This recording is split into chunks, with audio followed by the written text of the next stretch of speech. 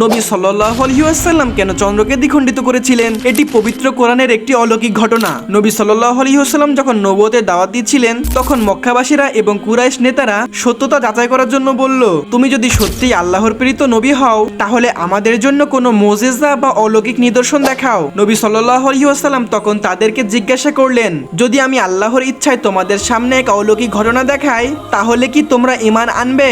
মক্কাবাসীরা ও কুরাইশ নেতারা সবাই একসঙ্গে বলে উঠল, হ্যাঁ, আমরা ঈমান আনবো, তবে তোমাকে অলৌকিক কিছু করে প্রমাণ দেখাতে হবে। নবী সাল্লাল্লাহু আলাইহি ওয়াসাল্লাম তখন চাঁদের দিকে তাকালেন এবং তার পবিত্র হাত আকাশের দিকে উঠালেন। আল্লাহর সাহায্য কামনা করে তিনি দোয়া করলেন, আর তখনই হঠাৎ করে অবিশ্বাস্য দৃশ্য ঘটলো। আকাশের চাঁদ মাঝখান থেকে ফেটে দ্বিখণ্ডিত হয়ে গেল। পুরো মক্কাবাসী এই দৃশ্যটি অবাক হয়ে দেখলো। কিন্তু এমন অলৌকিক দৃশ্য দেখার পরেও কুরাইশের অবিশ্বাসীরা বলে উঠল, এটা নিশ্চয়ই কোনো জাদু। মুহাম্মদ আমাদের চোখের ওপর জাদু করে দিয়েছে। অর্থাৎ তারা জাদুর দোহায় দিয়ে ঈমান আনলো না। আর এই চন্দ্র দ্বিখণ্ডিত হয়ে যাওয়া ছিল কিয়ামতের একটি আলামত। আর এই কিয়ামতের আলামতটি 1450 বছর পূর্বেই ঘটে গিয়েছিল।